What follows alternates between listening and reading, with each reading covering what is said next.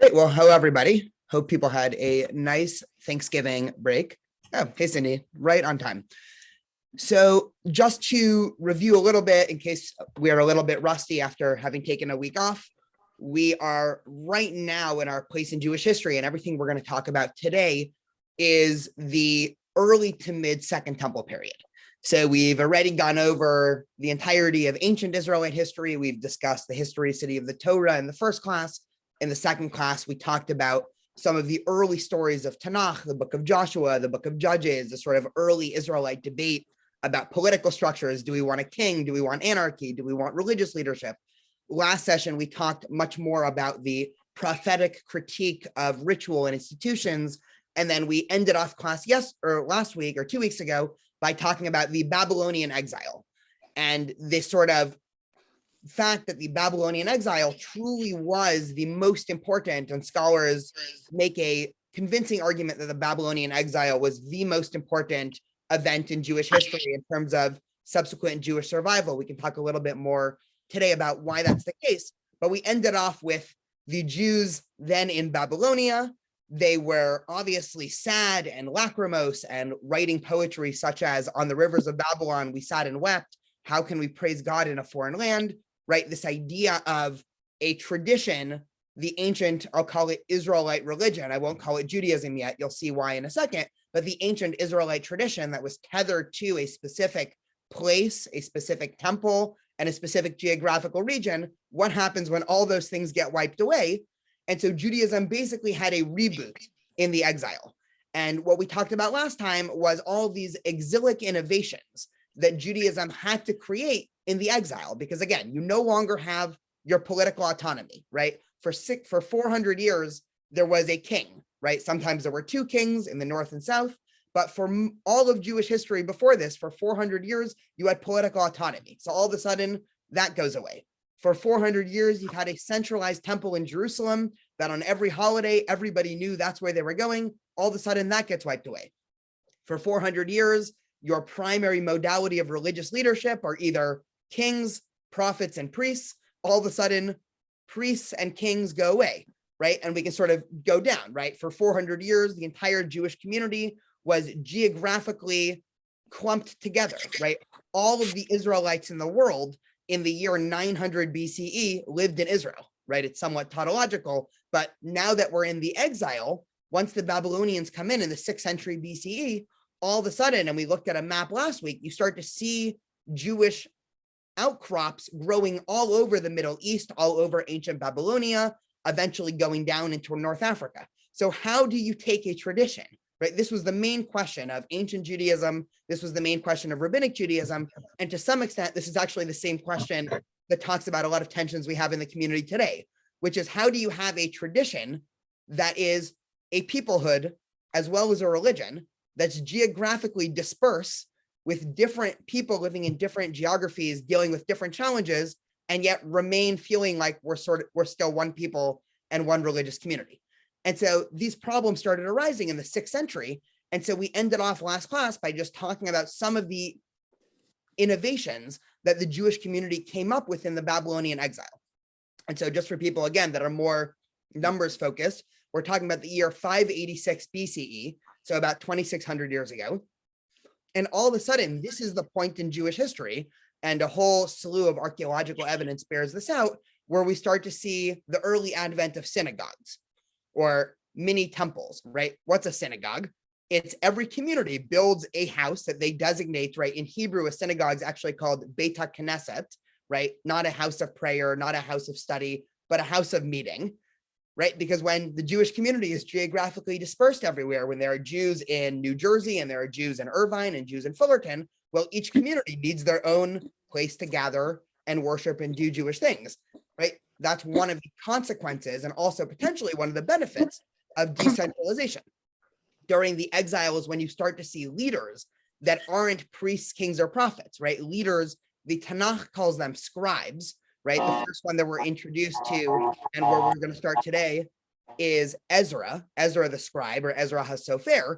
But a scribe is really just a stand-in for what we would call a rabbi today, right? What's a scribe to some extent? Well, before they had the printing press, certainly before they had any type of ways of conveying information electronically, what would happen was if I wanted to come and teach, say, about the holiday of Sukkot, well, I would have had to probably go to the town center, right? Almost imagining an ancient library. I would have had to find the ancient scroll that talks about Sukkot. And if I wanted to then bring back those ideas to my community, I would need to painstakingly copy it to some extent. And a lot of this was also an oral tradition, right? So not only would I try to painstakingly copy maybe the 10 important ideas about Sukkot, but I would also read several other texts. I would talk to other people in the study center. I would come back with 100 ideas about Sukkot. And then me as the scribe would take both my written tradition and also my inherited oral tradition and go to the town that I'm from and teach that tradition. And so this became the primary modality of Jewish information conveying from one generation to the next. Because again, if you're not all centralized, you need systems of passing down information. So we see synagogues, we see scribes, and we start to see, again, a type of celebration of Jewish holidays that don't rely around the temple. And so in the Babylonian exile, when Jews were in Babel or Babylonia, let's say in the year 560 BCE, and Passover came about, well, they're not taking their lamb and they're not getting into groups and slaughtering their lamb on the 14th of Nisan and then eating it that night, having a Passover Seder. They started doing all of that, but without the sacrifice. And so we can start to see how in the exile, Judaism slowly starts to evolve from, again, an ancient temple-centric tradition, starting to look a little more. Again, we're still very far away from what any of us would think to be Judaism, whether we're talking about Reform, ultra-Orthodox, secular Judaism today. We're very far from that, right? We're slowly getting there, but that's at least the picture that we have thus far in the 6th century. So if we don't have any questions, that was all review. We will hop right in to what happens during the Second Temple period. Okay, so I'm going to share the sources for people who find it easier to follow along with the link. Okay, so that is posted into the chat, and I will also be sharing my screen. And I'll also be calling on people to read, because that seems a lot more fun than me just sitting here reading. So just two quotes, both by scholars of this time period in Jewish history, again, just to drive this point home and frame it. I'll read the first, and then I'll call on somebody to read the second. So Shaya Cohen, he is the head of Jewish studies, or at least was, at Harvard University. And so he writes a lot about this time period in Jewish history, the Second Temple. And he says something that to some extent, for I would say for almost the lay person of Jewish history, would seem somewhat surprising, where he says the theological and religious crisis caused by the destruction of the Second Temple. So he's going forward, right? Eventually, sneak peek into next week's class, eventually the Second Temple was destroyed by the Romans and Judaism was dispersed for 2,000 years. The theological and religious crisis caused by the Second Temple destruction seems to have been much less severe than that experienced in the aftermath of the Babylonian destruction of the First Temple in 586 BCE, perhaps because the Judaism of the Second Temple period had created new institutions and ideologies that prepared it for a time when the temple and the sacrificial cult would no longer exist. And so Shaya Cohen points something out, and he says, you know, we oftentimes in Judaism, especially when we're talking about exile, and especially when we're talking about our last 2,000 years, we tend to say we've been in exile for 2,000 years. The Romans destroyed the temple in 70 CE, right? It's been 2,000 years of us sort of wandering throughout the diaspora. Shaya Cohen's making a much stronger point. What he's saying is this didn't happen 2,000 years ago. This actually happened 2,500 or 2,600 years ago. Because once that first exile happened, that was the crucial point in ancient Jewish history. If Judaism was going to assimilate, right, if we were not a strong enough community, if our ideas weren't strong enough to withstand our getting kicked out of Israel the first time and subsequent exile to Babylonia, then of course we wouldn't have been able to survive the second. But the Babylonian exile almost served in Jewish history as a test run, right? Can we take a tradition that is fundamentally tethered to a land, that's fundamentally centered around a place, the temple, whose worship is fundamentally centered around animal sacrifice, can that translate into a tradition that has nothing to do with any of these things? And when I say nothing to do, I don't mean we think these ideas are unimportant. Jews have certainly kept the connection to the land of Israel. Jews have certainly kept the connection to a temple. Jews have certainly kept a connection, if we look at a lot of the classic liturgy from the last 2,000 years, the connection to the sacrifices for the past 2,000 years. But as we said last time, we do it almost with a wink, meaning we say for the last 2,000 years, and obviously the Reform and then other liberal movements have started to change this a little bit, or started to change this about 100 years ago. We can discuss this in maybe a month or two. They started to change the requests in, let's say, the Musaf davening on holidays, that instead of saying, God, may you please build the third temple because we want to reinstate animal sacrifices, early Reform movement leaders said, well, none of us really want that. I mean, how many Jews in the world today would be happy if we woke up tomorrow and the primary modality of Jewish worship was slaughtering lambs and sheep again? I would say none of us. I mean, I certainly wouldn't want that. I would even argue that of the 8 million or so Jews who on a daily basis or weekly basis pray for these things, wouldn't even be too happy if this were the case, right? And this is one of the paradoxes of Jewish prayer, right? We sort of noted last time that every year we end not only our Passover Seder, but also our high holiday services by saying, next year in Jerusalem, God, please bring us to Jerusalem next year, knowing full well that any of us today in the year 2022 could easily spend next Passover in Jerusalem if we wanted, right? Any of us basically has the ability to move to Israel. And so there's this tension that arises in Judaism, and this is the point in history where it arises, where we have this pure idea of what a return to Israel would be, of what a new temple would be, and then we have the reality of when this actually happens. And we're going to explore a couple of texts that try to tackle this. Just one more quote here. Esther, can I have you read Yechezkel Kaufman, who's a professor at Hebrew U? This quote here. Yechezkel Kaufman, the exile is the watershed. With the exile, the religion of Israel comes to an end and Judaism begins. Perfect.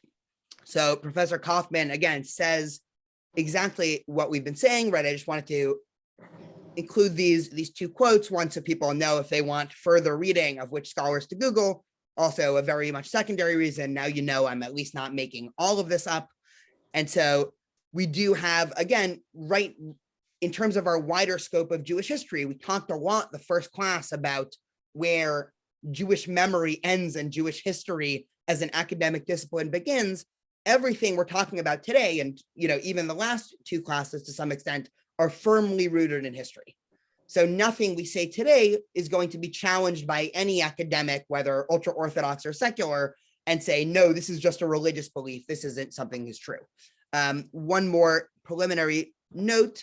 I included a little timeline here. I might be referring to it, but just again, for people who it's easier for them to think chronologically, it's there. This is obviously a Christian source because they do include the period of Jesus from birth to death in here. But this is still, I think, a very useful timeline in terms of conceptualizing when all of these events that we're going to talk about happen in terms of other events. Okay, all of that in terms of introduction. So the Jewish people now have a problem. And the problem is, we discussed, this was the end of last time, that the Persian Empire ends up taking over the ancient Middle East from the Babylonians. And one of the things that the Persian Empire immediately does under the rulership of King Cyrus is Cyrus issues his famous edict that allows any empire or nation that was exiled by the Babylonians to return to their homeland. So not just Jews, there were countless other ancient nations that were allowed to do this, but obviously for Jews in Jewish history, this was a very big deal. Because all of a sudden, after 70 years of living in Babylonia, right, 70 years is 3 generations roughly. So now we have grandchildren, right? We obviously 70 years is not necessarily a full lifespan. So of course we still have Jews who were alive for round 1 of the temple. And so 2 important things happen at this point of Jewish history. One we spoke about at the end of last time, so I don't want to harp on it for too long. The first important thing is that a very small percentage of Jews actually opted to go back to Israel. Scholars don't obviously know an exact amount because they weren't exactly taking strict censuses back then. And when they did, they were usually only counting men between the age of 20 and 60. But scholars estimate that only about 15 to 25% of the Jewish community actually opts to move back to Israel. The rest stays in Babylonia. We know plenty of Jews ended up living in North Africa at this time. And so, again, just like in 1948, everybody's really happy in the Jewish world that there's been an allowance to return to the homeland, an allowance to rebuild ancient institutions. It doesn't mean that everybody in the year 1948 that was living in places that were safe for Jews immediately sold their homes in America or England or anywhere else and immediately traveled to Israel. The second thing that happens, I want to start off by talking about today, is this cognitive dissonance of what happens when the older Jews who were there for the first temple start to see temple number 2. So now we're still in the Tanakh, right? We're nearing the end of the Tanakh, but we're in the book of Ezra. And for those who, again, like to think about things in terms of the Tanakh and books, everything about this return to Israel is recounted in the 2 books of Ezra and Nehemiah. Ezra was the leader of the Jewish community. He was a scribe. Really, Ezra was the first almost rabbinic figure in Jewish history, and Nehemiah was a political leader. So all the people gave a great shout, right? So we zoom into this narrative and everybody's happy, or everybody's shouting. They praise the Lord. They were glad because the foundation of the Lord's temple had been laid, right? So the first 2 chapters of Ezra are about the group that returned to Israel, and they start to build the second Beit HaMikdash, the second temple, and everybody is praising God, right? Thank God, exile is over. We finally rebuilt the temple. But what happened? Many of the older priests and Levites, and family leaders wept out loud. Why? They had seen the first temple. So when they saw the foundation of the second temple being laid, they wept. Others shouted with joy. No one could tell the difference between the shouts of joy and the shouts of weeping. That's because the people made so much noise, the sound was heard far away. This is to some extent, and I would love to hear some thoughts here. This is one of my favorite images in the Tanakh, in the Hebrew Bible here, because it's such a vivid image to some extent, where on the one hand, you have the next generation that's so excited that there's a renewal happening. On the other hand, nothing is ever as good as, to some extent, the mythical or nostalgic past that you think you wanted back. There's a fascinating trend in actually social psychology that psychologists deem the problem of arrival, which is something that everybody intuitively understands. It's, we spend our lives thinking when this thing happens, we're going to be so happy and that's going to solve all my problems, whether that thing be social relationships or money or a job or anything else. That thing, if people are lucky enough to acquire it, happens, and people inevitably are not magically happy for the rest of their life once they've, let's use winning the lottery as our chief example, right? So there's a problem of arrival that happens, right? You're looking forward to something, it arrives, and the arrival is not nearly as good as you thought it was going to be. And so to some extent, this is the Tanakh's story of the problem of arrival, right? There was so much focus to some extent from some subset of the population of all we need to do is return and rebuild the temple. The temple was rebuilt, and it can never match up to the memory of Solomon's temple. And so we have this very vivid picture from the Tanakh where the second temple period already starts off in a little bit of underwhelmingness. There was this expectation that we would be ushered back to sort of the mythical, and I use mythical not in the sense of something that didn't exist, but in terms of how it was built up in people's minds, right? You can imagine this group of people, the ones who opted to go back to the land of Israel, you could imagine they were telling themselves and their children and their grandkids stories of King David and King Solomon and what it was like in the first temple period during the pilgrimage holidays on Sukkot, on Passover, on Shavuot, when 90% of the Jewish world was surrounding in Jerusalem. And all of a sudden you rebuild the temple and you realize that it just can't be the same, right? Once something is destroyed to some extent, round 2 is never going to be good enough. And so we get this really interesting moment in Jewish history where on the one hand, this is a clear historical event, right? We know this happened. We know Ezra was a historical figure. We know the Second Temple was built under the guide of King Cyrus. But to some extent, I want to make a claim. This is not necessarily a historical claim, much more a Jewish philosophic claim, but there's also a metaphorical brokenness that's happening here. Meaning once this idea of exile is introduced into Judaism, right? We talked last time about how in the First Temple period, there was this idea that at least in the kingdom of Judah, nothing bad could happen to us, right? God has our back. God will fight our wars. God will destroy all of our enemies, right? Once the First Temple is destroyed, that introduces a fundamental brokenness into Jewish philosophy, into Jewish theology, and a brokenness, not in the sense that it's bad and defaulted and now let's throw it out, but a brokenness where the sort of early naivety of the earliest biblical writings we can imagine, right? The sort of naivete that we find in, parts of the book of Deuteronomy. If you pray and be good, God will send you rain and give you crops and everything will be perfect. If you are bad and sin, God will come destroy you, right? That's to some extent a naive outlook on life, right? The world doesn't work like that. Sometimes good things happen to people who don't deserve it. Vice versa is true. Sometimes bad things happen to people who don't deserve it. And so the early naivety of Jewish tradition was broken during the exile. And what we're going to see, what we're going to talk about today, is the Second Temple is to some extent this period in terms of what the Jewish community was thinking about, the literature the Jewish community produced, and the challenges, both internal and external, that Jews dealt with from this time in about the year 500 until the destruction of the Second Temple in the year 70 CE, is all of these fundamental questions of the world is no longer black and white. How do we progress from there? So just to take a step back, see if we have any thoughts or questions, I will stop sharing for a moment here.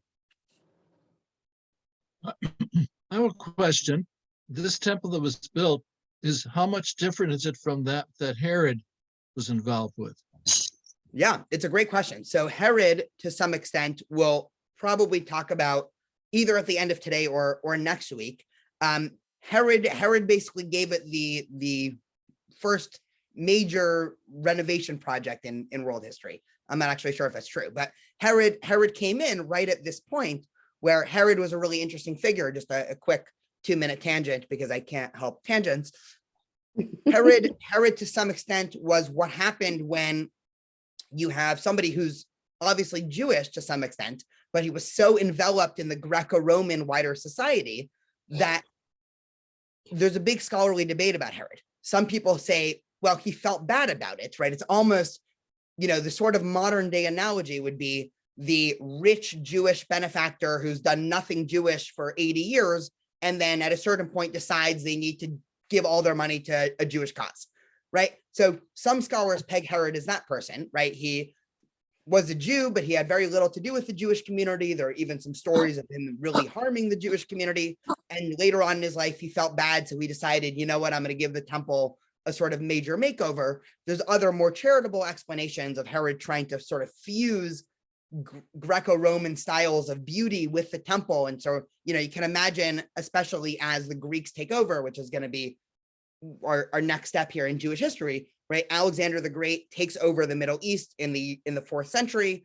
And we know that the Greek world introduces a whole bunch of things, but one of it is, to some extent, how we would conceptualize of modern art and contemporary beauty forms. And we know the Greeks built these very magnificent structures. And so you could imagine a man who's steeped in both the Jewish community and Greco-Roman community going and seeing all these beautiful Greek structures, and then going the next day to the temple, and the temple is very unimpressive, and saying, we basically need to keep up here because Jerusalem is not going to be a very impressive place compared to all of these major Greek cities. So Herod basically revamps the old city. And actually, when you go on a tour in modern day Israel, most of what you see in terms of ancient Jewish world was actually either built by Herod or rebuilt by Herod. So Herod was responsible, I mean, not him personally, but his kingdom was responsible for about, let's say, 50% of the major building projects around ancient Israel. So it's a great question. He was also a puppet of the Romans. Yeah, 100%. He was sort of caught in that weird situation, which now we'll actually, this is a good lead-in question, because to some extent this actually gets us right what we're going to talk about. The main difference between this next chapter of Jewish history and our previous chapter of Jewish history is political autonomy. And so the Jews return to Israel, they rebuild the temple, they have to some extent freedom of worship under Persian rule, but the problem is there's no political autonomy. So this is the introduction into Jewish history, this sort of famous or infamous motif of the Jew in the king's court, where you have the Jewish community and then you have an outside political force, and there's a difference there and different forces happening all over here, right? This is to some extent, if we're thinking of Genesis, the story of Joseph, this is a story of Daniel, who's getting thrown into the lion's den under Persian rule, right? We see the story coming up in Jewish history over and over again. Okay, so let's now go back to our texts here, unless we have any other thoughts or questions here. Perfect. Okay. So Jews return, right? In about the year 500, they rebuild the temple. And for the next 150 years, Jews live under Persian rule.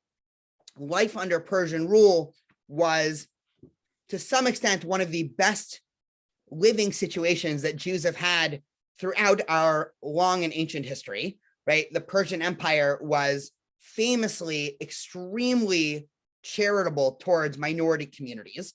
And what I mean by that is not that they would have the same 21st century notions of liberty that we have in America, but there was no attempt by the Persian Empire, let's say, to force a monolithic religious view onto the Jewish community. There was no attempt by the Persian community to change religious values in the Jewish community. There was no set of pogroms and state violence that was sanctioned by the Persian community. And so Jews lived fairly well under Persian rule. And a lot of Persian rulers actually went down in Jewish history as being great people. There's actually a line in the Talmud, a very radical line, that says that King Cyrus, right, again, King Cyrus was the king who allowed the Jews to return. There's an opinion in the Talmud that says King Cyrus was the Messiah. Later, Jewish thinkers have no idea what to do with this, because the idea of the Messiah continuously grows and snowballs during the rabbinic period, and all these ideas of what a Messiah constitutes, right? For sure, they have to be Jewish. For sure, they have to do this. They have to do that, right? In this ancient time in Jewish history, in the early Second Temple, there wasn't any strict idea of what a messianic age or a Messiah would be. And so there's an opinion in the Talmud that says, well, King Cyrus actually fit all of those descriptions, right? So just to give an example of how, to some extent, thankful Jewish tradition and subsequent Jewish literature had been to the Persian community. And that's directly juxtaposed with now the next empire that comes into the Middle East. And so in the year 333, right, it's a nice even number for everybody to remember, 333 BCE, we are at the height of the ancient Greek Empire. This is the most spread out the Greek Empire gets, right, led by the famous or infamous Alexander the Great. And all of a sudden, within a couple years or a blink of an eye,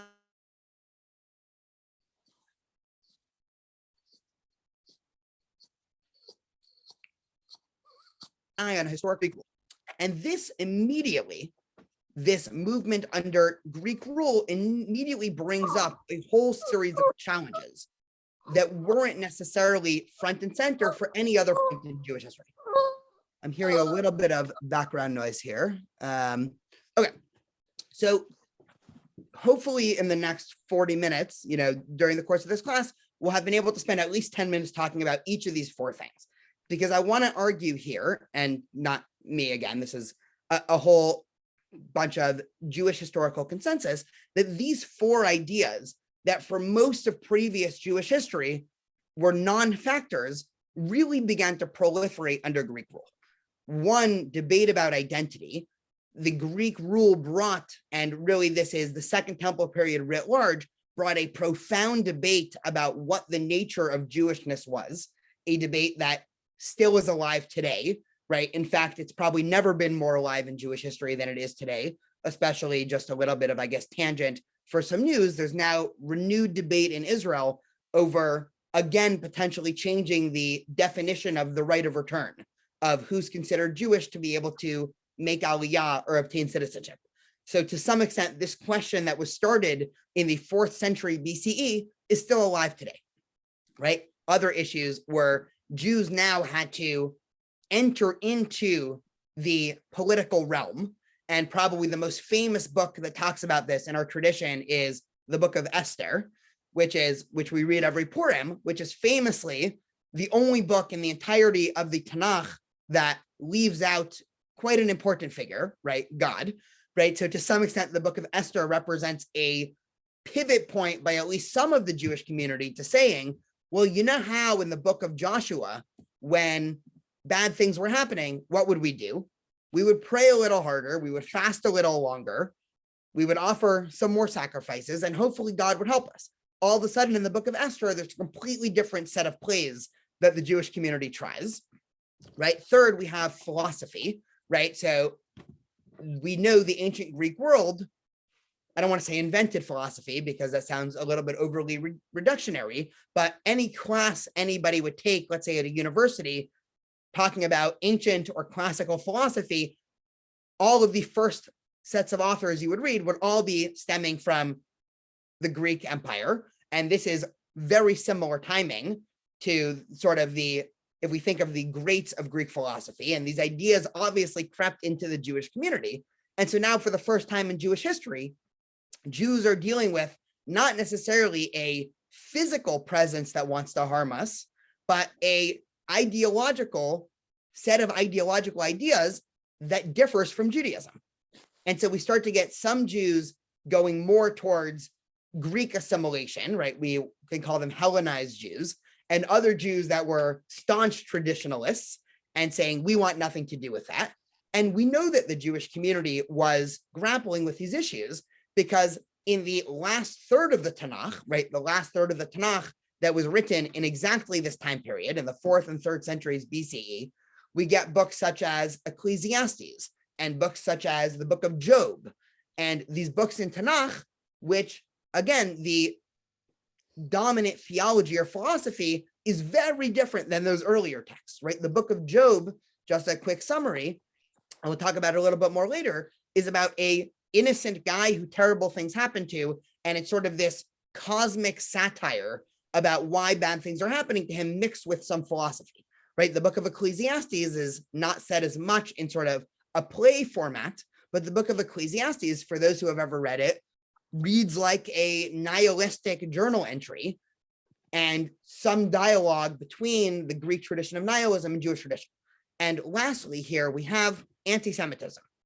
And we'll talk a little bit more about this at the end, but one of the things that the Greeks brought into the world, according to a whole set of new scholarly work on the history of anti-Semitism, some call it anti-Judaism, is that the idea of Jews not just as another minority in our dominant kingdom that we have to conquer like the Babylonians viewed us, but the idea that the Jews are an other that have some sort of nefarious, evil, Kabbalistic, not the mystical Kabbalistic, but the being in a cabal, right, plotting against the empire. These ideas started to take in the Greek community. And now what happens to Judaism once these ideas are inserted? Okay, so let's take a couple minutes just to talk about these, and we can base our history in some text, and then hopefully we can have a bit of a conversation on each one. So I'm going to go to identity first, because I actually think this is one of the most interesting debates that takes place towards the end of the Tanakh. And it's a debate that the Jewish community is still talking about today.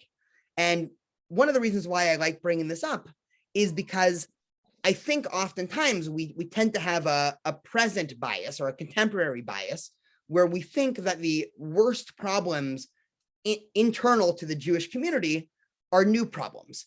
and that these are 20th or 21st century problems that are facing the Jewish community.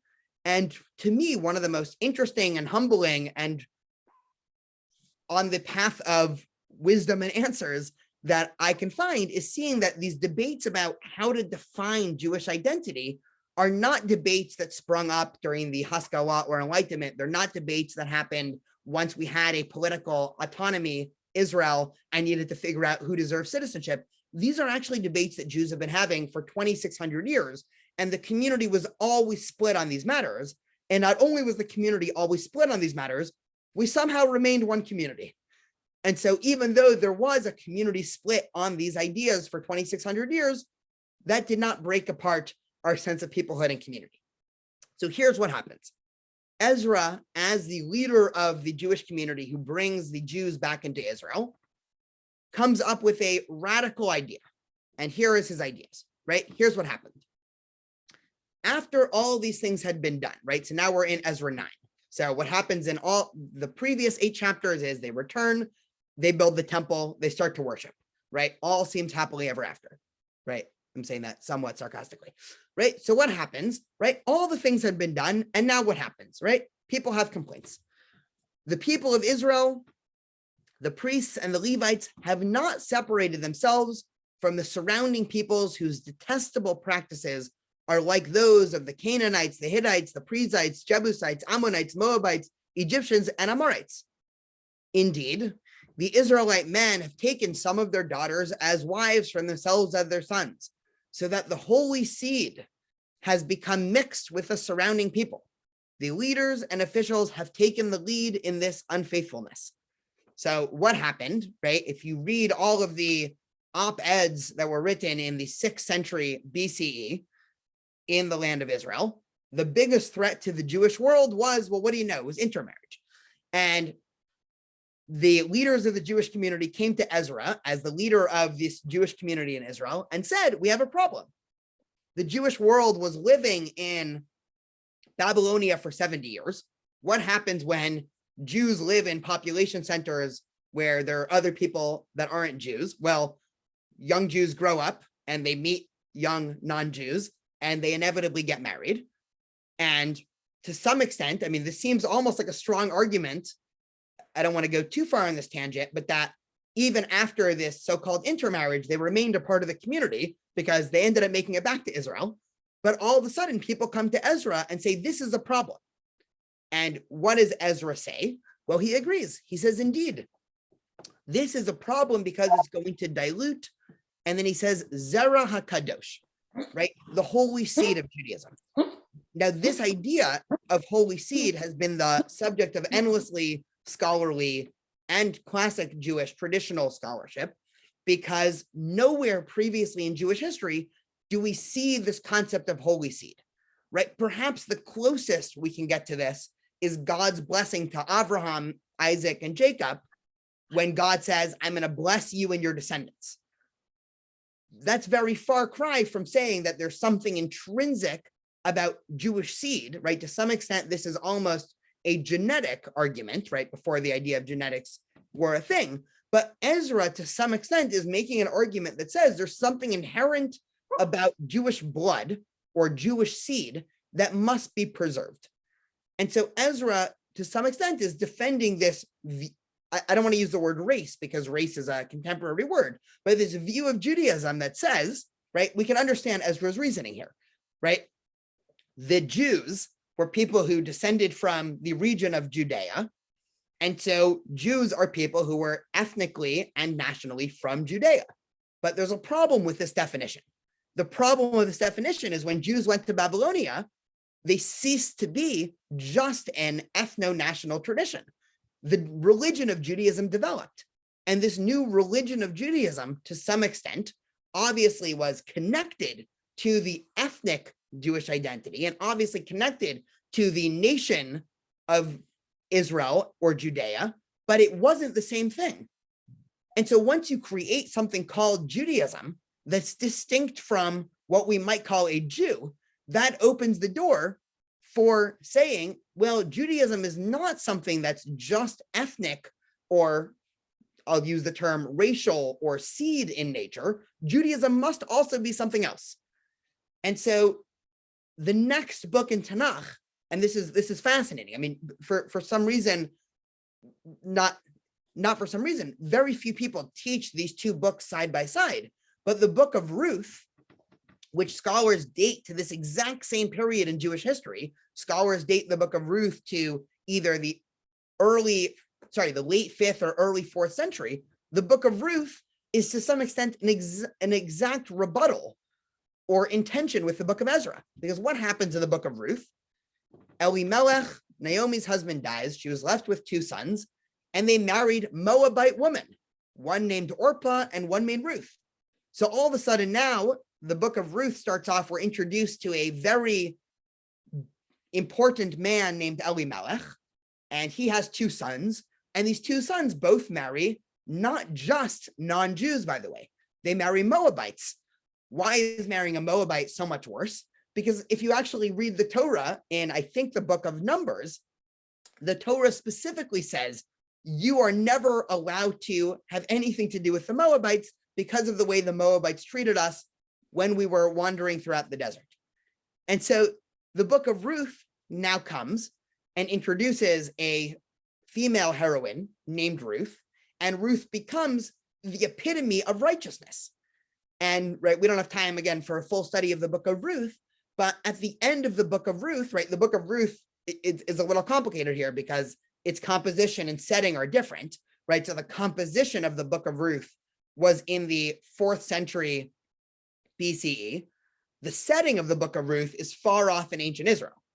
And so at the end of the book of Ruth, there's an incredible thing that happens, which is, this is the very end of the book of Ruth. Naomi takes the child in her arms and cares for him.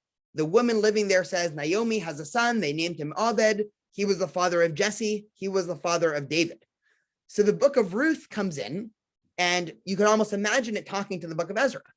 You think Judaism is just this holy seed that is passed one generation to another without any of the sort of what we might consider to be a religion today, a religion in terms of there are a set of core ideas and actions and beliefs that you can either accept or deny. The book of Ruth says, well, let me tell you a story about in ancient Jewish history, a woman who had no Jewish seed. Not only did she not have Jewish seed, she had Moabite seed. That's terrible, right? The Torah hates Moabite seed. And she crossed over the threshold between being a Moabite and becoming a Jew and opens the door to what we call today conversion. And so Ezra's coming in with a model of Judaism that's to some extent left over from the first temple, which makes a lot of sense to some extent, right? I don't want to view Ezra as this sort of evil caricature of what you might imagine someone having that opinion today, because to some extent, Ezra's view was the view that would have been around during the first temple, right? Judaism is an ethno-national tradition in the first temple. What do you mean converts, right? How do you convert into being an ethno-nationalist?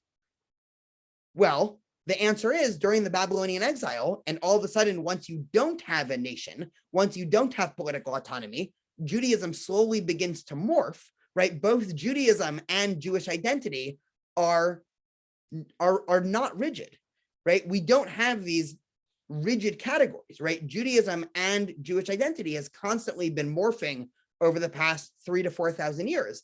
And the book of Ruth comes in and says, the modern, and when I say modern, I mean in 4th century BCE, but the modern now status quo in Judaism is not that Judaism is just, you have seed and you're a Jew, right? Almost like an automatic factory, but there are ways to enter into Judaism.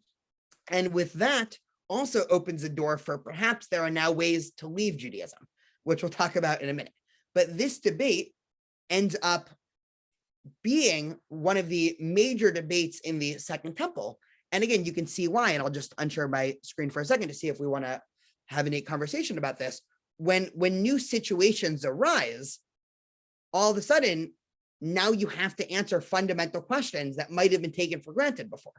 And so the modern day concrete example of this is exactly to some extent what the state of Israel dealt with in 1952, and again is dealing with that in 2022, which is if everything is staying the same, you can deal with these very vague and ill-defined categories. But once something changes, once all of a sudden there is a state of Israel and you have to decide who you offer citizenship to, all of a sudden these debates that you could have swept under the rug previously come to the forefront. And the same exact thing happened in the beginning of the Second Temple. Once now this new Jewish population found themselves back in their homeland, but without any of the same benefits of the First Temple, right? There's no more political autonomy. There's no more national army, right? But you're back in your homeland, right? You have a temple. And so this debate, again, that was introduced to some extent into Judaism in the 5th and 4th centuries BCE, of course, I don't have to go into the ways in which that's being relived today, but it introduces a dynamic that I think the Jewish community and this tension about our identity of, are Jews a religion? Are Jews an ethnicity? Are Jews a nationality / peoplehood? Or are we some weird mixture of all of them? And the answer is obviously the last one. And this creates a tension because there are things in a religion that are fundamentally not ethnic, right? If somebody can convert into something, that's not an ethnicity. But yet, if there is an ethnic element to something or a peoplehood element to something, that's not a religion. And so Judaism has been dealing with this tension for the last 2,500 years.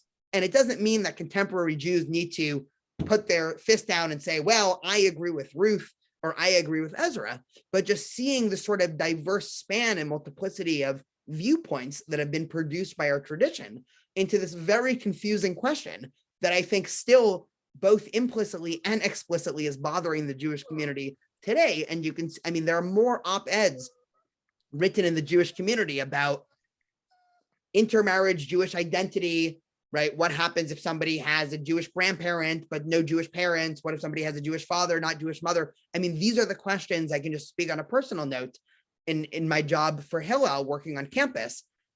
I would say 25% of conversations that I have when I'm talking one-on-one with students, when they ask to talk to me about something, is something to do with these issues with, you know, should I marry somebody Jewish, or what happens if I'm dating and want to marry somebody not Jewish? What happens if I don't believe in X? Am I still Jewish? What happens if my family situation is this? Am I still Jewish? Right? If I do this, will I not be Jewish anymore? Right? So this creates a core tension that to some extent, I don't want to say this only exists in Judaism, but it exists much more in Judaism than other traditions, right? You don't have, let's say, the French club on campus or the Christian club on campus, right? And I picked one nation / ethnicity and one religious group.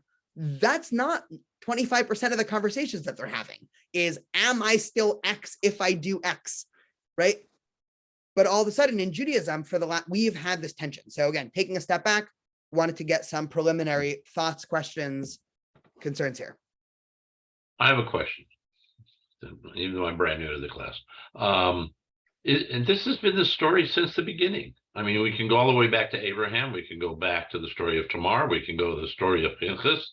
Everywhere, even in the Old Testament, the Jewish people were testing outside the group. They were even taking people who became neighbors when they left Egypt, because they took a lot of people who were with them, and they were told, treat them right. But so there's always been this interconnectedness. There's never, in my mind, been we are the one seed that started from Abraham, and that's it. It's been a mishmash from the very beginning. Yeah. So how's that any different? You're 100% right, Mitch. And I'm so glad you're in this class. There's a difference when all of a sudden now once I'm trying to think if I want to give a short answer or a long answer. I'll give a medium. When everything is working positively for you, when you have political autonomy, when sort of the Jewish history is playing out in a very naturalistic way where you're the author of your own destiny, as it was in the Torah and subsequent First Temple period, where sure, yes, you know, you had the King David and you had King Solomon. And of course, I mean, even King Solomon was taking foreign wives. we were sort of playing on our own home turf. And so there's a certain ability to rewrite the rules and not have to worry as much about these issues when you are the powerful and the ball's in your court. Once Judaism becomes a political, ethnic, and religious minority, all of a sudden these questions become a lot more important to answer. One interesting modern example, and then we can see if you know, we can probably keep talking about this forever, because the real answer is you're right.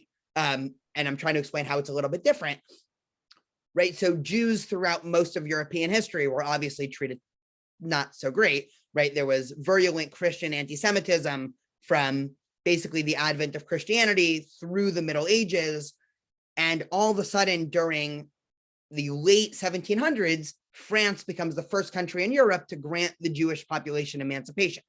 And we know from Jewish history that being politically emancipated does not mean you're going to be treated equally on the playground, right, to use a metaphor, right, or at work or on the street, or what happens when there's a high stakes political case that is being blasted throughout the media. But one of the things that Napoleon does after granting the Jews emancipation is to then go back to the Jewish community and convenes what he called the Grand Sanhedrin. I think it's in 1805, but I'm sure somebody with Google can probably prove me wrong there, right? Napoleon gathers a group of all of the Jewish leaders from France and asks them a series of questions, of very leading questions, such as, do you think it's more important to marry Jews or Frenchmen? If there was a war between France and another European country, would you view your natural allies to be the French or Jews in other countries, right? Questions like that, which again highlights this idea of once you're in a nebulous position in respect to a dominant political power, it becomes a lot more important to try to pigeonhole these types of definitions, which I think is happening here. And so again, when you're in power and everything's going well, and you know, either if we think in terms of the Torah story, leaving Egypt, or King David and Solomon, once we enter into the realm of more academic history, you can play around with this. And Solomon can take his 900 wives from surrounding areas, and you know, you can kind of just say, well, we don't need to give strong definitions to, are these wives Jewish? Are they not Jewish? What does that even mean? But all of a sudden now, once you're in Babylonia and once you're in Persia and under Persian rule and under Greek rule, and these empires are coming in, and we know the Greek Empire started to do this. And one of the things the Greek Empire was very interested in is trying to push their culture onto minority cultures. And so all of a sudden, definitions start to really matter, because are you Jewish or are you a Hellenist? Can you be both? Can you be a Greek Jew?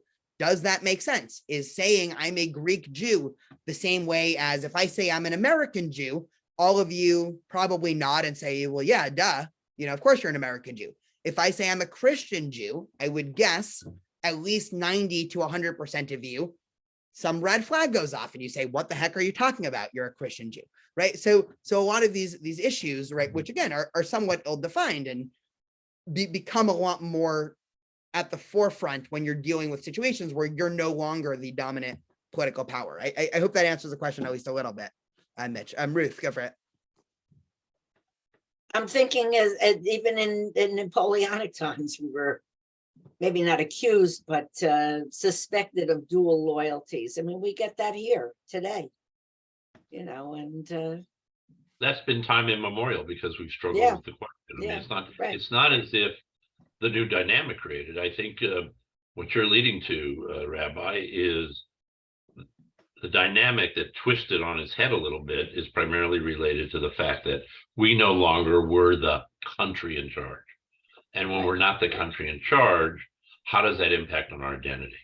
And it does, I think that definition, whether it be during the Greek period, the Roman period, whether it be the American period, as we could call it with assimilation into the American moray, I think we can take a look at periods, and while there's some fine tuning points, the dynamic has, for the most part, been pretty much the same from Ruth on, even from before Ruth. Yeah, 100%.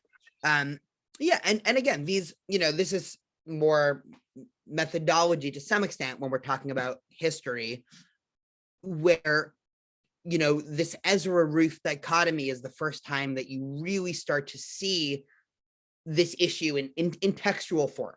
So this is the first two texts in Jewish history where, I can show on a source sheet, there was this view and this view. That obviously doesn't mean that this is the first time in history these ideas were thought about. And so, the point is granted that this means that this became such a central issue that somebody decided to write multiple books about it. Not that, the person who sat down or the community that wrote Ruth, sat in a room and had this, crazy epiphany. Well, what if we change Jewish identity to this? So yeah.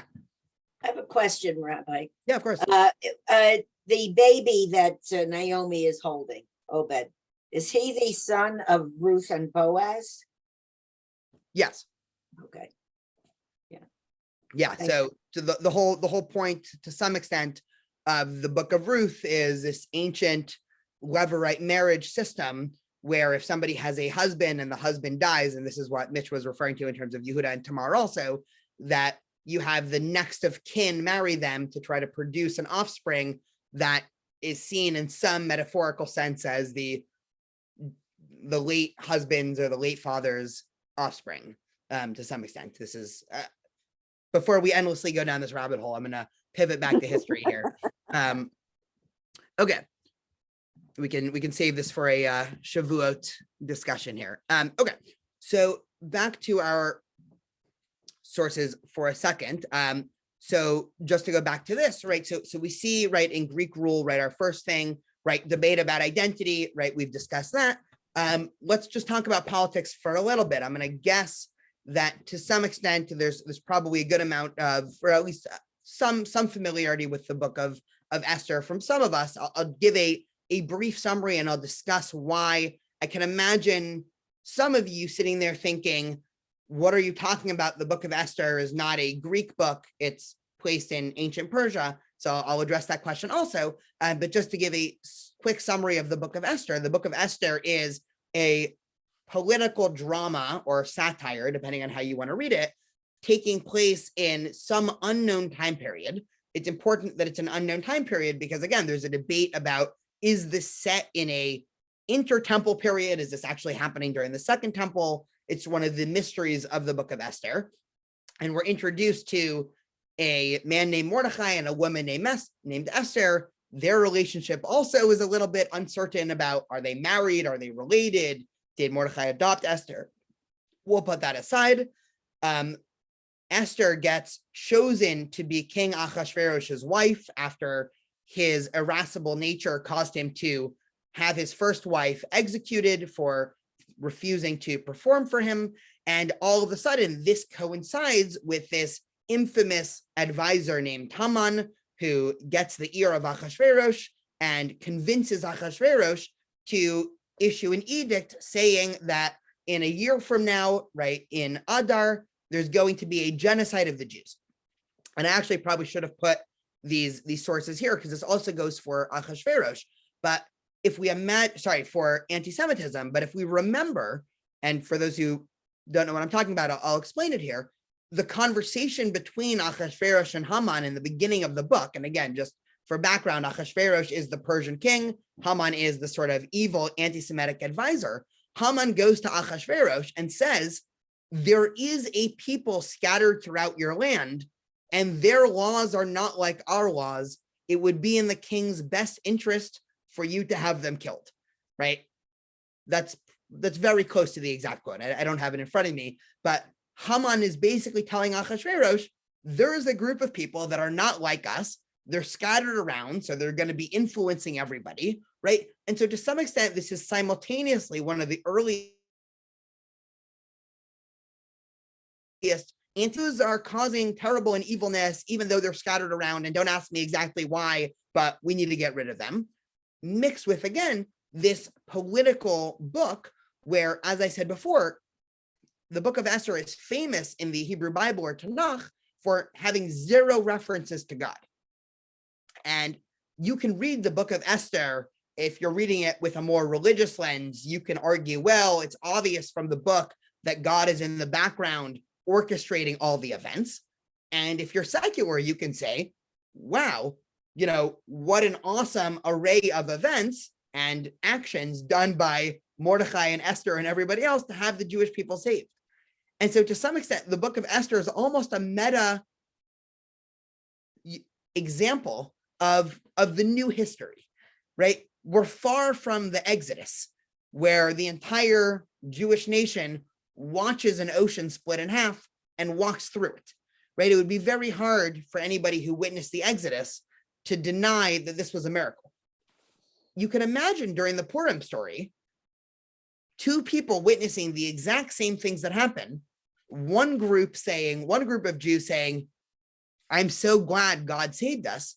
And another group saying, what do you mean God, right? This was all Mordecai and Esther, right? This is very much, again, not to constantly be connecting ancient history to contemporary movements, but these are the exact same types of conversations that you would have in terms of modern Jewish movements. I mean, again, most famously, 1948 or 1967, right? Israel's major wars.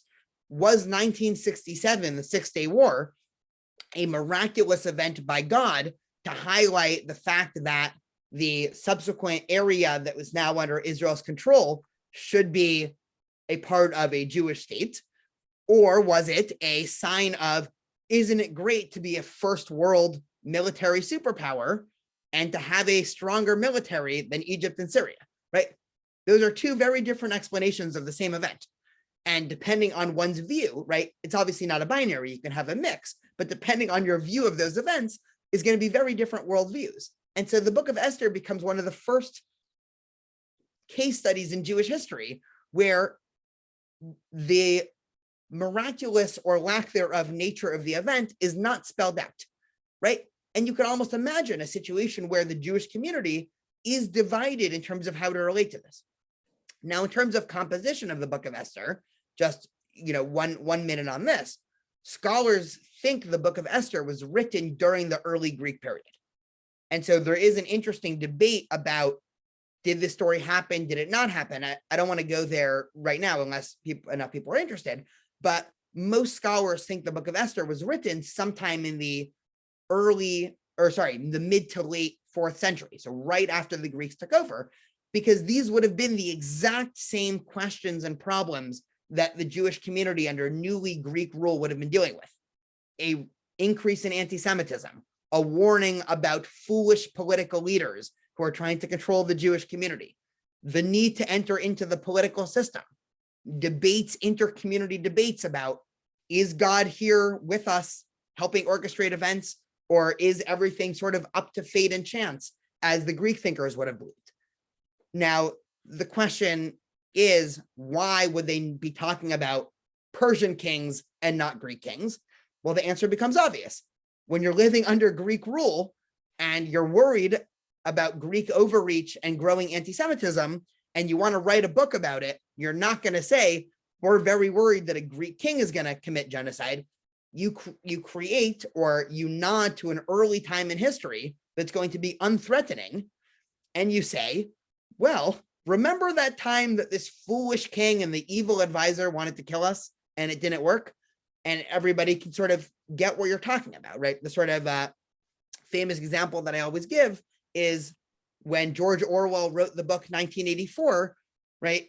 It was obvious that the difference between composition and setting played a huge purpose, right? If one doesn't understand the difference between when a book was written and why a book would be set in a different time and environment, right? It's very hard to understand a lot of, especially these later books in Tanakh, such as the book of Esther.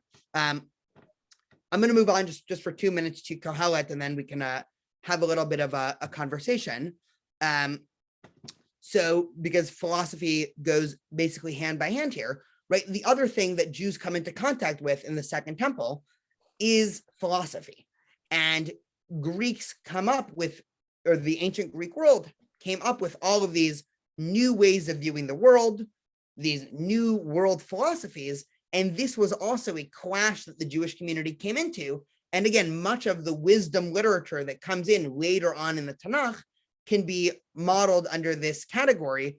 Most famously, the book of Ecclesiastes or Kohelet, just to read 3 verses, and then I'll unshare my screen and we can have a little bit of a conversation. but the book of Kohelet famously starts, vanity of vanities, said Kohelet, vanities of vanities, all is vanity. So Chavel, Chavalim, Hakol Haval, right? Basically everything is useless. And then he goes in, what profit does a man have of all of his labors which he takes under the sun? Dor Holech v'dor ba, right? A generation comes and a generation goes, but the earth stays there forever. So a sort of early grasp at nihilistic philosophy of saying, what use is there to do anything if the world just stays the same? And then the end of the book of Kohelet has an answer, right? Where it says, Sof Devar Kol Nishma, right? And we can, talk about Kohelet for multiple hours here, as I think we've done with some of this group before. But all of this is to say, and just to unshare my screen for a minute, Judaism is now coming into contact with another culture, possibly for the first time in Jewish history, that not only relates to Jews by a power balance or imbalance, as the Egyptians, as the Babylonians, as the Persians did, but now actually wants to affect Judaism ideologically, philosophically, culturally, and religiously to some extent. And so the Jewish clash or interaction with Greek culture was another pivotal moment in Jewish history. It's also been sort of the motif of a lot of literature, right? So we can talk about Athens and Jerusalem sort of representing, the religious and secular ways to view the world, right? That sort of paradigm is very overly reductionary. But we can imagine this sort of ancient clash between Greek culture and what the Greeks brought to the world and Judaism and Jewish tradition. And this comes to a forefront. And of course, where we're going with this, it's actually, very topical because we're now in the winter months and Hanukkah is in, I think, 2.5 weeks or something like that, right? This obviously culminates in the Hanukkah story, where tensions get so high within the Jewish community and within the Greek community and between Jews who are more assimilated and Jews who are less assimilated, till the point that this sort of boiling pot explodes. But for now, again, we're talking about new challenges that Judaism confronts under Greek rule, namely politics, questions about identity, philosophy, and then in a minute, we'll end by talking about anti-Semitism for a few minutes. Any thoughts or questions or points of interest here? I just wanted to, I guess, ask a question. Back during the periods when the Jews were being sort of mixing with the Canaanites and were being lured to do idol worship, how is that in a sense different than this, where they're being pulled away toward different thoughts, different, values, women intermarrying, etc.? Yeah, it's a great question. It's to some extent very similar to Mitch's question to some extent. The Canaanites, so there's sort of two different answers. I'll give both of them. One, and we discussed this, I think, in the first class a little bit, one of the dominant academic theories to the origins of the Israelite community is that the Israelites developed from the Canaanites. So it was a break-off group from the Canaanites that subsequently developed new notions of theology, right? One God, new ideas about how to worship, right? We no longer do we no longer do human sacrifice, right? And all of that. And so to some extent, the break-off from Canaanite polytheism to Israelite monotheism wasn't two different cultures. It was a slow movement of a thing evolving from another thing to the point where eventually they became two completely different communities. But for the first couple hundred years, right, if we took a time machine to, let me make up a year, 1250 BCE, and we were to go around asking people, are you a Canaanite? Are you an Israelite? Do you worship one God? Do you worship multiple gods? Do you worship Baal? Do you worship, Elohim, as we're introduced in, Yaakov talking in this week's Parsha? A lot of people would have no idea what you're talking about. And so, right, because these categories would have been a lot less rigid and a lot more ill-defined. And so there was obviously a huge allure to sort of Canaanite practices. And you see over and over again in the Tanakh I mean, something that, some of the most astounding verses in the Tanakh are the fact that, and we discussed this, I think, in week 2, that you have these kings of Israel that start instituting or reinstituting human sacrifice. And so, infamously, you have King Manasseh in the 9th century BCE, and you read through the books of Kings, and it says, King Manasseh set up all these sites and had, 300 babies killed to Molech. And you read this from a contemporary lens and you're shocked. And you say, what is happening here? But to some extent, again, not to defend it, but to some extent, historically, it makes sense, because what was trying to be created by the Israelite tradition that eventually evolved into Judaism was a rejection of these modes, right? And again, famously, I mean, this was now the Parsha 2 weeks ago, right? The famous story of the Akedah, where all the commentators note, for God to ask, right, the radical thing of the Akedah in terms of a historical narrative is not that God asked Abraham to kill his son, it's that God told him to stop at the end, right? It's a complete inversion of the story, because of course, anyone that reads the story now is rightfully shocked by the first thing, right? What do you mean a good God is going to ask you to kill your son, right? If we were reading the story in the Iron Age, it would have been the opposite. What do you mean God doesn't want Abraham to kill his son? And this story, to some extent, represents exactly this, right?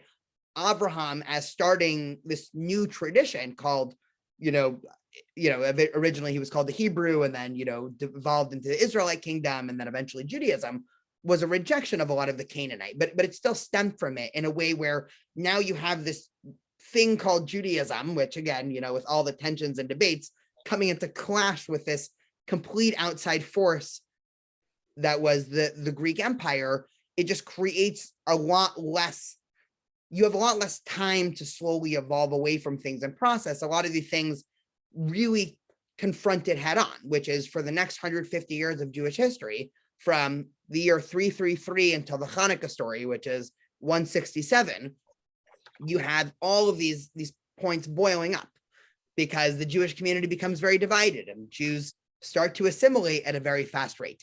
At the same time, Greek culture begins to lose its patience for Jewish uniqueness and Jewish separateness. And so, the last source for today, we probably won't get to do it inside, because I know a couple of people already have to go. One of the most interesting types of literature that start to pop up in the 3rd and 2nd century, and for people who are curious, you can click on the link and actually read it inside. But we know one of the biggest Jewish communities during the Second Temple was in Alexandria, right? So in North Africa and Egypt, right? It was close enough to Israel that you could still have a relationship with the Jews in Israel, but Alexandria was obviously a center of Greek culture, and there were a lot of Jews that refused to submit to Greek cultural norms, and they wanted to continue their own practices. And so you start to see a series of Greek thinkers that rewrite the Exodus story in terms of an anti-Semitic philosophical novel as to why Egypt banished the Jews. It's quite astonishing. It's one of the most interesting genres of literature. So the example from the source sheet, just to summarize, we're introduced to a Greek thinker named Hectatus.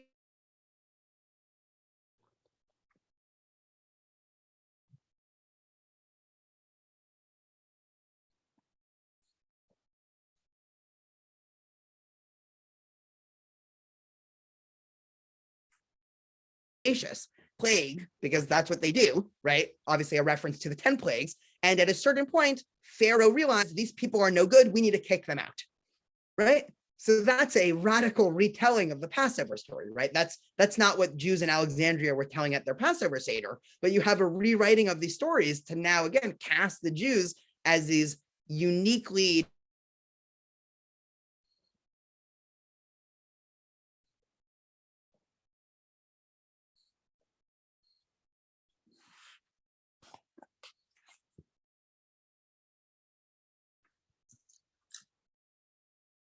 nefarious of being the dominant culture, which is, again, back to what we were talking about before, why a lot of scholars connect the ancient Greek world to the growth and really the start of anti-Semitism as we know it, right? This idea that anti-Semitism, I mean, there's almost nothing in terms of content that connects. Oh no, I think I just froze for a second.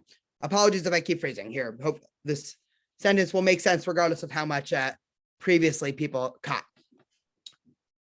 There's almost nothing in terms of the content of anti-Semitism that's similar across different parts of history. And what I mean by that is if you take ancient Greek anti-Semitism, if we take medieval Christian anti-Semitism, if we take mid-1800s Russian anti-Semitism, and if we take Hitler, and let's say we take modern, Hamas charter, and we try to figure out what in terms of content all of these anti-Semitic theories have in common, the answer is very little, right? It's not the content that's the same. It's the overall structure of the Jews as a people are up to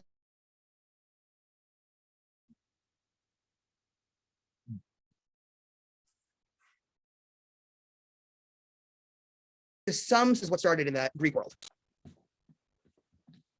Sydney, I saw you shaking your head. I don't know if that's because I froze again or that's because, there we go. Okay. Any thoughts here?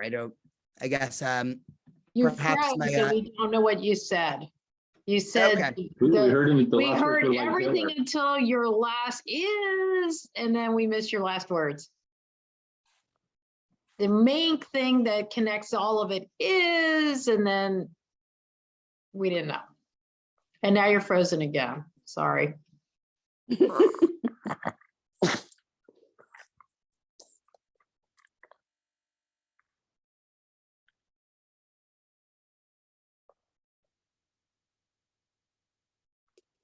Hi, Esther. Hi, Bob. How are you? Okay, Good. Nice you're to on your, see- you're on your phone, I take it.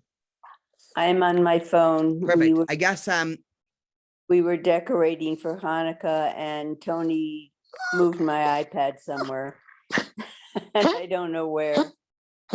And I don't have a computer because it died. So we have to go out and get me a computer. And when he gets home tonight, I'll find out where my iPad is. So how are you and Dora? We're okay. Good. We had a Okay. nice Thanksgiving. Maybe we can get the class going again. yeah, sorry about that. I was going to say, this was my, internet's way of saying that they don't want us to, end on such a dreary note about anti-Semitism here. I was just making a general point that to some extent, what differentiates different types of anti-Semitism, right? If we imagine, all the different historical iterations of anti-Semitism from ancient Greek to medieval Christian to protocols of elders of Zion to Hitler to modern Hamas charter, there's very little in terms of exact content that's similar, right? The theories of why Jews are uniquely nefarious in Christian literature have almost nothing to do with protocols of elders of Zion, which have almost nothing to do with, what Greeks were saying. What's unique about anti-Semitism is that it pegs the Jews as this group of people, either they're a class or religion or race, depending on which brand, but that's spread out throughout the society that's causing unique evil based on some sort of conspiratorial plot. So whether or not that plot is religious in nature, economic in nature, right? The sort of, details are in whichever time period you want to pick. But this is what we start to see in the ancient Greek world. And so it's not that this is the first time in Jewish history that people hurt Jews or wanted ill towards the Jews, right? The Babylonians had that, the Egyptians wanted that, plenty of Canaanites wanted that. But we start to see through different types of literature, this is the first time that Jews are being pegged as a unique ill on society, and to people that no matter how much sort of, reprimanding they receive, they just won't budge, right? Why do they continue to do the things they do, even though they're causing so much ill? And you start to see this, across a whole series of Greek writings, which again explains why over the course of Jews living under the Greek Empire, the Greeks become increasingly hell-bent on erasing Judaism as a religious tradition. And so at first the pressure is very light, right? At first, early Greek culture tries introducing, oh, here's some philosophy, here's some culture, right? Maybe Jews want to adopt this. But by the time, again, the Hanukkah story comes into play, there's almost a full court press happening from the Greek Empire onto the Jewish community, not to kill them, right? The Greeks never wanted to kill or physically wipe out Jews, but to some extent to eradicate Judaism as a tradition and set of ideas. And this was very tantalizing. And the problem, the sort of more complexity that happens during the Hanukkah story is a lot of Jews were sufficiently assimilated that they were all over the spectrum. And so the real story of Hanukkah was actually much more an inter-Jewish battle that was happening, as opposed to a Jew versus Greek, as sort of, we might have learned in Hebrew school. But to some extent, this all culminates in Hanukkah. Myra, I don't know if you have a hand and a heart. I didn't know if you had a question. She's muted. Perfect. Well, while we're waiting for Myra, apologies No, for the. no, I got Oh, it. I hit perfect. it by mistake. I apologize. Oh, no worries. I touched the graphic by mistake. No worries. Apologies for the internet. I switched. For some reason, we have two different internets, and at least one of them works at a time. So usually they both work, but who knows? Any other thoughts or questions about any of the so today we covered a little bit fewer than 500 years. So I apologize if I cheated you out of 150 to 200 years, but we roughly covered the middle of the exile. So we'll say the year 550 BCE until roughly the Hanukkah story. And then starting next time, we could talk a little bit more, starting with Hanukkah, and we'll talk about the rabbinic period. But we've covered roughly 550 BCE to 150 BCE. So we got 400 years today. Any questions, thoughts, concerns at this point? I was just thinking a little bit, the modern Israel may be almost the only period of time where Israel was an independent, non-vassal nation. Because during the early days, that area was under Egyptian control, even though they say they left Egypt. And then the Roman period, it was a vassal state. Same thing on the Persian period. I think also the Hashmonai period also might be right. So Yeah, but that was a short period. Mhm. So it's that period in modern Israel. Yeah, no, 100%. And it's funny, on the one hand, in the grand scheme of Jewish history, the Hashmonai period was very short. On the other hand, it was longer than the current state of Israel has been around. So to some extent, a short period is relative. But yeah, I mean, there's a lot of, the story of Hanukkah is such a fascinating historical. I mean, I'm excited to talk about it next week because, the story, and then what's been made of the story, and then how the story entered into Jewish memory, and how the rabbis of the Talmud tried to play around and reformulate the story of Hanukkah. I mean, it's such a fascinating story. And I think both positive and negative. I mean, there are a ton of lessons that I think, should be learned out from it in terms of, politics and Judaism and everything like that. So it's nice that somehow it, timed up that a week before Hanukkah, we'll be talking about Hanukkah here. I have a question for you, rather provocative.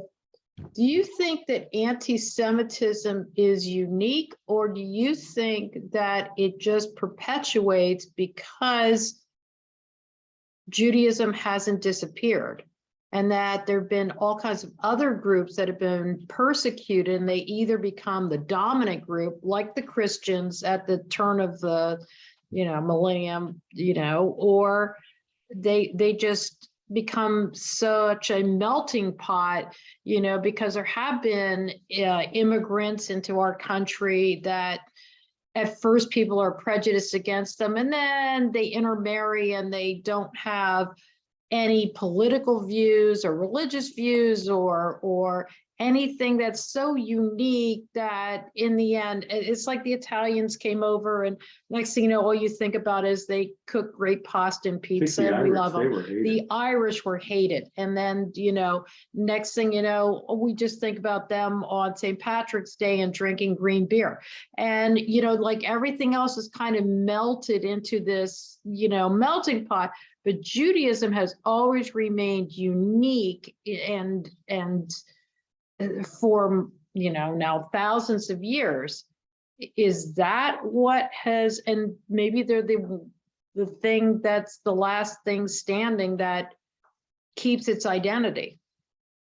Yeah, it's a great question. I hope this isn't a cop-out. Tell me if you feel like this is a cop-out answer. I mean, I feel like Judaism is unique. And so it makes sense that it would be the subject of a unique form of hatred. So I do think to some extent anti-Semitism is unique, but only because its subject is unique. And saying Judaism, I mean, Rabbi David Wolpe, who I had the pleasure of taking multiple classes in undergrad with, he was an adjunct at UCLA. He always used to say, I'm not here to attest to Judaism's superiority. I'm here to attest to its uniqueness, which I always really liked. And so I mean, Judaism is very unique. I mean, there's a lot of ways in which we're like the French and a lot of ways in which we're like Christians and, a lot of ways in which we're not like either of them in terms of, what are we, everything we talked about today. And so it makes sense. We've also always had this, since the Babylonian exile to some extent, this ability to simultaneously innovate and adapt no matter what's been thrown at us and yet remain tethered to tradition in a way that's incredible. And so all these things mixed together, makes us to some extent, I guess if you're, completely detached from any emotional connection to Judaism, almost the perfect recipe for a conspiracy theory. I mean, Maybe we're obstinate, Well, from the beginning words. I would also just add to what Daniel said, all of which was eloquent, is that the Jew, there is so much mythology about the Jew and what it represents. There's no mythology about the Irish, really, or any other sort of victim of hatred. That the Jew would be hated even if there weren't any of us left. I believe that anti-Semitism is so unique that it would exist in a world without Jews. I mean, the fact that we used to exist, not made up. And I think that would linger in perpetuity, actually. To some degree. That's my sense based upon the last 5,000 years. That's my sense. Do we have another question, Ruth?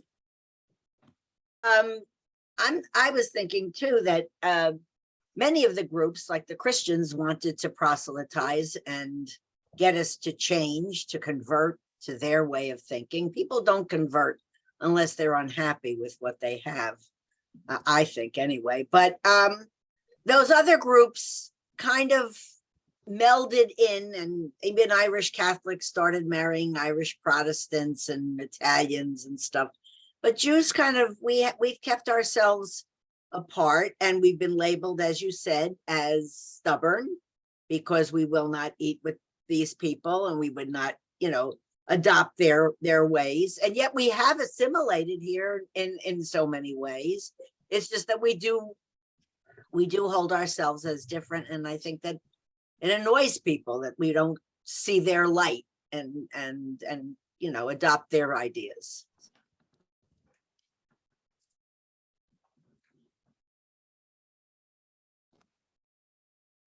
Alexis, thank you. As a Marine and with any branch of the military, you're supposed to conform to, it's supposed to be boom, boom, boom, boom, boom, boom, boom, with the way you act, think, and everything else, which is what society wants us to do today. I was always one that, yes, I would follow all these rules, but I still maintained, much to the consternation of command, my own uniqueness, my own identity, and they did not like me for that. And as a little side note, as my rabbi puts, I'm Jew-ish, not Jewish. I'm in the process of learning. Thank But you. it's just that I see a lot of the Jewish history and what's been explained here. It's like, okay, I've experienced this personally with my time on active duty in the Marine Corps, where they expect you to assimilate and give up your uniqueness and your unique identity. Judaism has never done that. And I love it. Thank you for sharing that. Welcome. Great. Well, Daniel, this is a great class. Thank you. Yeah, of course. Thank you for all coming. And this is was this the fourth session? I It's our think. fourth session. It's good. and, We're making our way. We've taken out a It may take a little longer than 10 weeks to get through 4,000 years. We'll figure that out in a little bit. Daniel and I will talk about that. yeah, we Anyway, can, we can Rabbi, always For figure those of out you a who don't know couple me, I'm extra Rabbi weeks. Tilchin and with the Jewish Collaborative, and I'm so glad to see you. And we'll see you Sure. next week, if not before. Well, have a great Thank weekend. you. Good night. Bye. Good night, everybody.